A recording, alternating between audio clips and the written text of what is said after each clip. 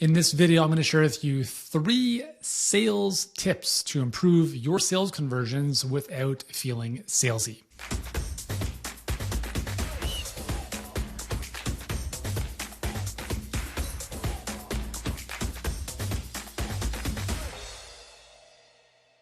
What's going on, guys? Yuri Elkaim here, CEO and founder of Healthpreneur. We help health professionals get clients and scale their businesses online. And a big piece of that process, especially in a service-based coaching type of business, is being able to get people on the phone, have a conversation with them, and being able to show the value in what it is you provide so more of them say yes to working with you. So I'm going to share 3 things. Again, there's a lot of different nuances when it comes to sales. Watch some of my other videos on the channel that will show you how to overcome objections, how to build rapport, all that kind of stuff. But I want to give you just 3 high-level tips here to improve your sales skills. This is gonna be a quick video, so let's dive right into this. So first thing is ask more questions. Just in general, is ask more questions. If you were to break down the percent of time that you're speaking versus percent of time the prospect is speaking, you should be speaking far less than the prospect. It should be about 80-20 prospect you. So ask a question, mute your line. One of the mistakes that I see a lot of people make, and I used to do this as well, is person speaking and you're like, yep, totally agree, Don't do any of that stuff. Ask a question and press mute. Let them speak, and it's going to be awkward for you potentially, but you have to respect their space. Now, the first piece is ask more questions because no one wants to listen to you speak if they would rather speak about themselves. Now, 1B, so this is kind of like the second part of this first tip, is you have to go deeper. So let's say you ask a question, all right, just out of curiosity, what prompted you or what's happening with your health that prompted you to book this call with me today as opposed to 6 months from now or 6 months in the future? And the person's going to say, well, I really need to lose weight. I really it's, I've been trying this thing for a while and I can't get it. Now, what the amateur does is they move on to the next question. Okay, cool. So whatever, next thing.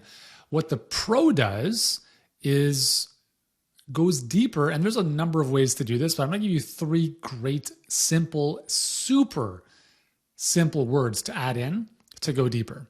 So a person says, I'm here because I want to lose weight.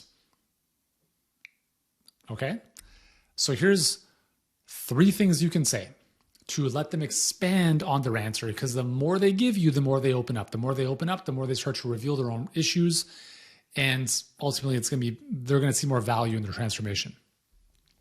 So you say, tell me more, how so, or why? So I booked this call because I need to lose weight. Tell me more about that. And my watch is ringing. I need to lose weight. All right, so tell me more about that. So they, Now you can keep going a little bit deeper. And why? Why is that so important to you?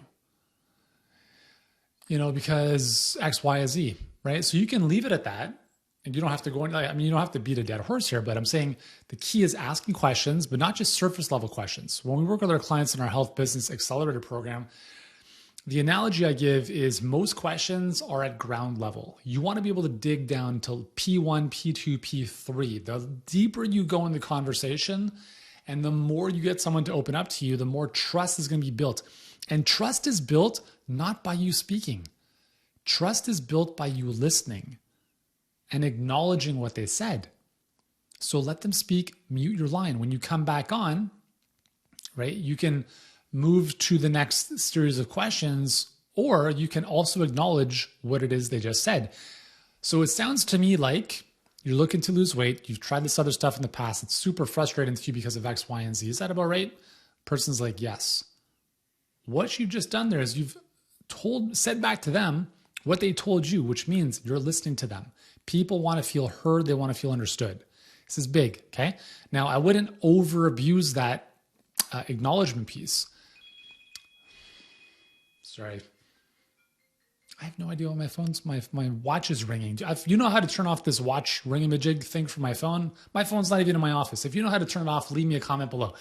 So we want to get people opening up, and we want to typically in our sales process, we do a recap after a few minutes, not after every single thing they've said.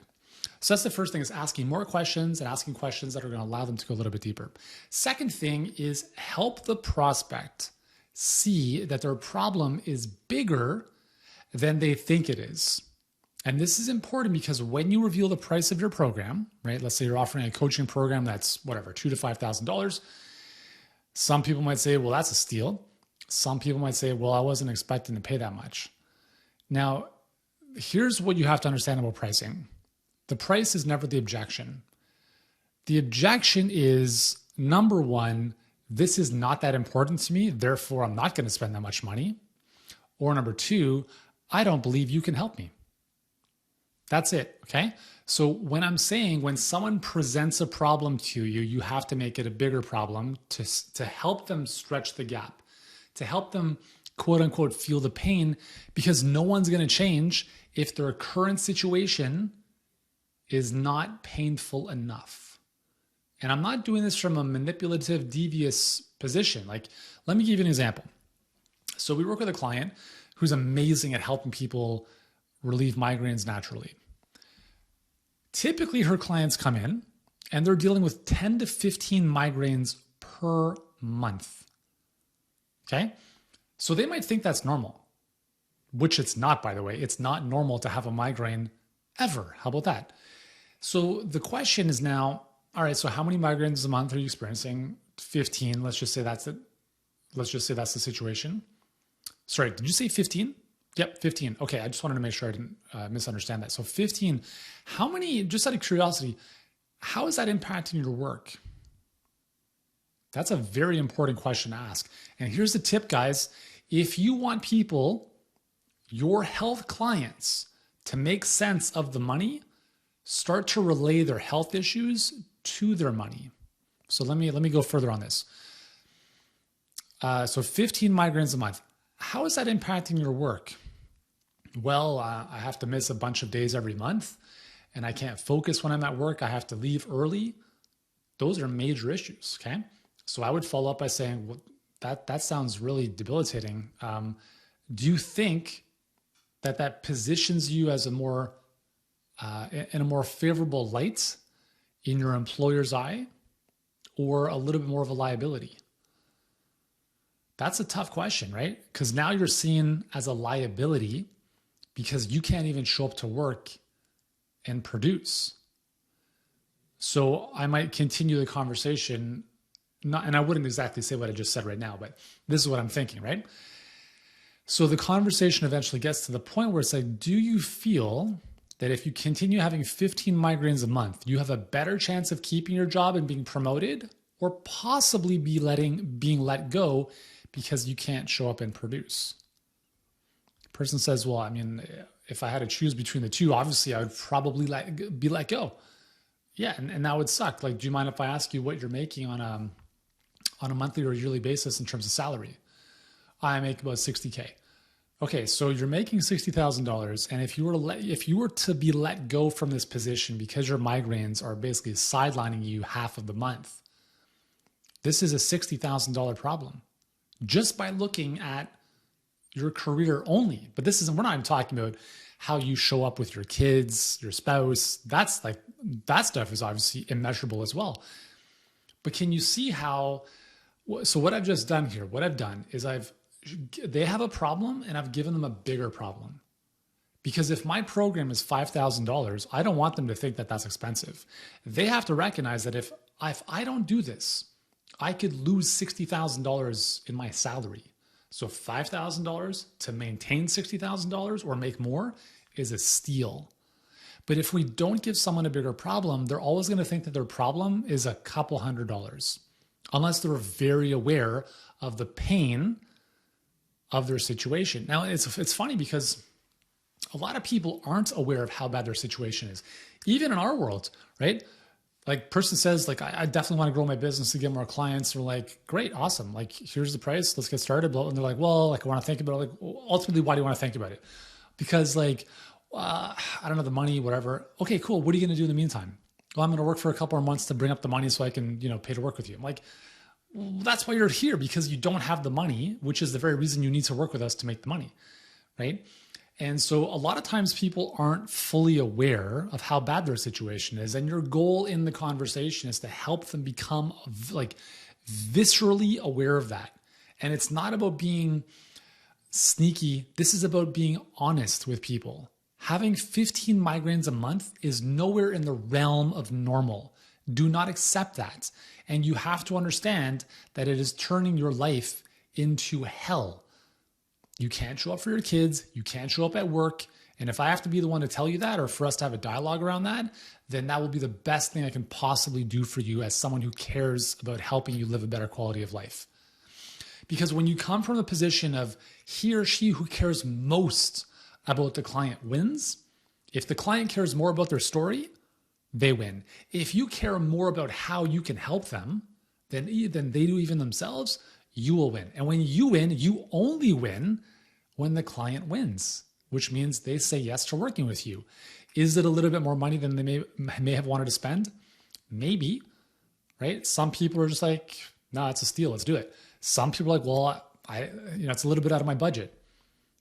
Sorry, you have a budget for your health? Like, I understand if you have a budget for your house, you have a budget for different things, but the most successful, the healthiest people that I know, and this is something you can use, have a limitless budget for their health, because they understand that without their health, nothing else matters. So you want people to start, you have to change the way people consider this investment to work with you. It's not expensive. You can't believe it's expensive either. Because if you think it's expensive, they're going to think it's expensive. You have to think that this is the cheapest thing they are ever going to spend, or the cheapest investment they're ever going to make on their health.